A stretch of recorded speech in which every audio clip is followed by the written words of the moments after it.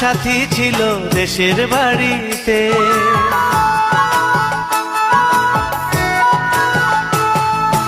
আমার একটা সাথী ছিল দেশের বাড়িতে, মিষ্টি প্রেমের লিখত চিঠি প্রতি মাসেতে। হঠাৎ একদিন খবর এলো সাথীর নাকি বিয়ে হলো আমার অজান্তে।